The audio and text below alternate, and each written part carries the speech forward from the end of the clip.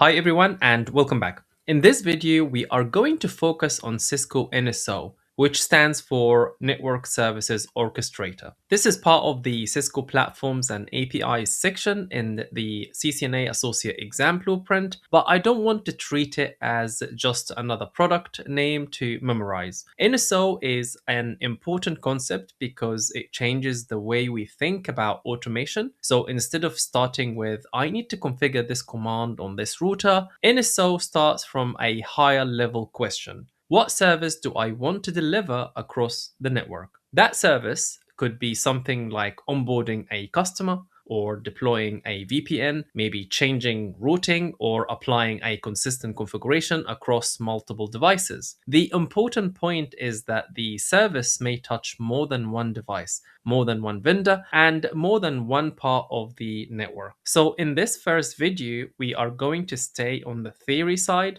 So we will look at what NSO is, what problem it solves, and why service orchestration is different from simple device configuration. Then we will build the picture step by step by looking at the main NSO components, the role of NEDCONF and YANG, how network element drivers help with multi-vendor support, and why the configuration database matters. And finally, how NSO exposes Northbound interfaces and APIs. So the goal is that by the end of this video, you understand the idea behind NSO before we touch the dashboard or write any Python code. Then in the next video, we will take those concepts and make them practical with a dashboard walkthrough and an API demo.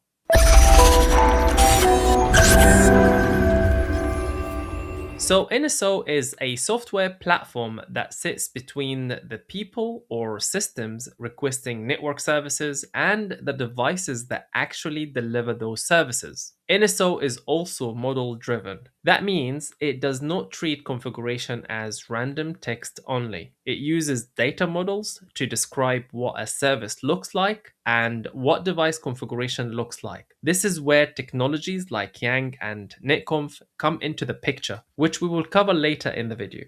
So as you can see on the screen, this diagram shows Cisco NSO as the layer between service requests and the network devices that carry out those requests. On the left-hand side, we have the people and systems that interact with NSO. This could be a network engineer using the interface or an internal portal, or maybe an OSS system or a Python script using an API. We also see an arrow that is labeled service requests. This means the request starts at a higher level than a single device command. The user or system is asking NSO to perform a network task through the platform. In the middle, we have Cisco NSO. This is where the request is handled before anything is sent to the devices. Inside NSO, the service layer is where services are defined. This is the part that understands what the requested network service should look like. The single API and UI box shows that NSO gives different users one place to interact with the platform. So engineers may use the web interface or CLI, while automation tools may use an API. The configuration database is NSO's stored view of the services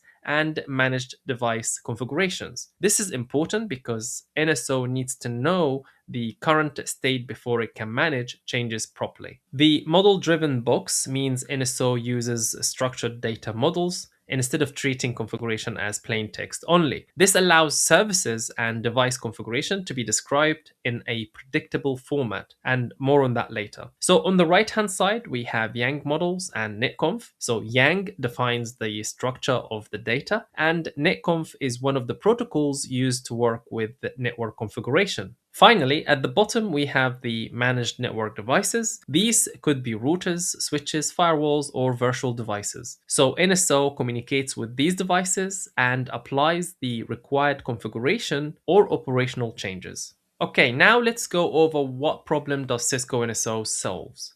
So the first problem is that a network service is rarely just one command on one device. For example, if you want to deploy a customer service or create a VPN or add connectivity for a new application, that change may need to touch several routers, switches, firewalls, or virtual devices. Each device may only receive a small part of the configuration, but together those changes deliver the full service. So the service request may sound simple from the outside, but behind the scenes, it can become a multi device configuration task. The next challenge is that not every device speaks the same language. One device may use Cisco IOS XE commands, another may use NXOS, another may use Junus for Juniper, and a firewall may have a completely different structure again. Even when the goal is the same, the configuration syntax and behavior can vary between platforms. This makes service deployment harder because the engineer has to understand both the service requirements and how that requirement should be translated for each device type. So, if all of this is done manually, the process becomes slow. The engineer has to log into devices, apply configuration, check the output, move to the next device, repeat the same process, and then verify everything afterwards. The more devices involved, the more time it takes. It also increases the chance of human error. For example, a wrong interface or missing command or incorrect VLAN ID or a small typo can cause the service to fail or behave differently from what was intended. So another problem is configuration drift. Over time, changes may be made directly on devices or outside the automation system or outside the original design. When that happens, the actual device configuration may no longer match what the service was supposed to look like. This becomes a problem when troubleshooting or making future changes because the team may think that the network is in one state while the devices are actually in another. The final challenge is control. When a change affects multiple devices, we do not want to push it blindly and hope for the best. We need a controlled commit process. And of course, if something goes wrong, we need a safe way to roll back. This is one of the areas where NSO becomes useful. It can calculate the required configuration changes, show what is going to be applied, commit the change as a controlled transaction, and provide rollback options if the result is not what we expected. So the problem Cisco NSO solves is the difficulty of deploying and maintaining network services across many devices, different vendors, and changing network environments while still keeping the process controlled, consistent, and recoverable. Now, let's look at the main components inside the Cisco NSO. So, the first component is the NSO core engine. This is the central process that ties the platform together. It is responsible for important internal functions such as transactions, rollback handling, access control, high availability, and communication between the different NSO components. Next, we have the service manager. This is the part of NSO that deals with the services we want to create and manage. Then we have the device manager. This part focuses on the managed devices underneath NSO. It is responsible for communicating with routers, switches, or other network elements. The device manager understands how NSO should reach those devices and how their configuration is represented. Another important component is the configuration database, and often called the CDB. This is where NSO stores its platform configuration, service configuration, device configuration, and operational data. This database matters because NSO needs a reliable view of what it manages before it can calculate, compare, or apply changes. The final component to understand here is the mapping logic. This is the layer that connects the service view to the device view. So these components work together as a chain. The service manager handles the service, the mapping logic translates it, and the device manager communicates with the devices. The configuration database stores the state, and the core engine coordinates the process. The important point for this slide is that NSO is not just a script runner. It has a structured internal architecture that allows it to understand services, manage devices, track configuration, and apply changes in a controlled manner. Now let's look at the model-driven side of Cisco NSO. And the first term is YANG. YANG is a data modeling language. Its job is to describe the structure of network data. For example, a YANG model can define what an interface looks like, what values are allowed under that interface, what configuration options exist, and how those options are organized. So a simple way to think about YANG is that it gives the data a clear shape. Instead of every piece of configuration being treated as loose text, the data is defined using a model with known fields, hierarchy, and rules. The second term is NEDCONF. NEDCONF is a network manager protocol. It provides a standard way for systems to retrieve, edit, and manage configuration and operational data on network devices. So YANG and NEDCONF work together, but they are not the same thing. YANG describes the data, and NEDCONF provides a way to work with that data. So inside NSO, we also have the idea of service models and device models. A service model describes the information needed to create a network service. For example, it may include values such as customer name, VLAN ID, site name, routing information, so on and so forth. Whereas a device model describes the configuration structure of the actual network device. This is the device facing side of the model. It represents how configuration is organized for the network elements that are managed by NSO. The key step is the mapping between the two. NSO takes the value from the service model and maps them to the correct device model. That mapping is what allows a service request to become real configuration on the managed devices. NSO also stores this information in the configuration database, and this gives NSO a structured view of what it manages.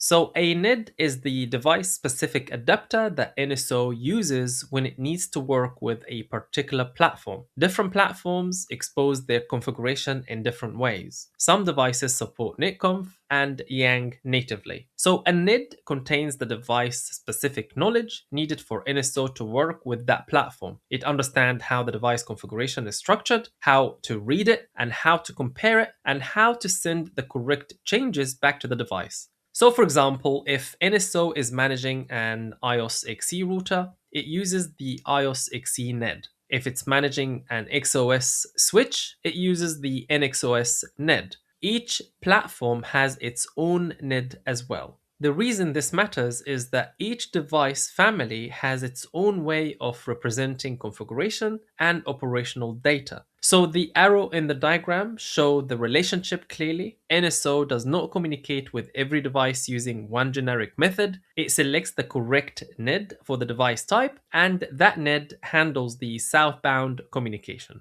The NED hides those device-specific details from the upper layer of NSO. At the bottom, we have the managed devices, and here are some network elements such as routers, switches, firewall, etc., etc. These are the actual devices where configuration may be read, compared, or applied. So when you look at this diagram, think of the NEDs as the platform-specific connection layer. NSO sits above them, the devices sit below them, and the NEDs are what allow NSO to work with different device types in a consistent way. Now let's talk about NSO as a single source of truth. In NSO, the key piece behind this idea is the configuration database. So when we say NSO is a source of truth, we mean NSO has its own stored view of what the network should look like and what configuration it is managing. That matters because NSO is not only sending a change and forgetting about it afterwards, it keeps a record of the services and device configuration inside its database, then uses that information when future changes are made. So a useful example is configuration drift. So configuration drift happens when the real device configuration changes outside NSO. Maybe someone logs directly into a router and changes something, or maybe another tool modifies the device. And when that happens, the device may no longer match the state NSO has stored. NSO can check whether the service and device configuration are still aligned. If something has moved away from the expected state, NSO can identify that difference instead of assuming everything is still correct. This is also why synchronization matters. So NSO needs its database and the managed devices to agree with each other. If the database is out of date, NSO may need to learn the current device state. If the device is out of line, with the service definition, NSO may need to reapply the service configuration. Now, let's look at how Cisco NSO communicates on both sides of the platform. So on the northbound side, we have the users, tools, and external systems that connects into NSO. This could be a network engineer using the web interface, or someone working from the NSO CLI, or an automation script sending an API requests. For API-based access, NSO supports interfaces such as RESTconf, NetConf, and JSON RPC. So we will be using RESTconf for our demo because it works over HTTP. We can use Python and the requests library to retrieve or change information through the API. Now on the southbound side, NSO communicates with the actual managed devices. This is where the NEDs come in. The NED is the device-specific layer that allows NSO to work with different platforms. Depending on the device, NSO may communicate southbound using CLI, NetConf, SNMP, OpenFlow, so on and so forth, or another supported method through the correct NED. So the clean way to understand this is northbound is how we talk to NSO, and southbound is how NSO talks to the network. That makes NSO a central point between external systems and managed devices.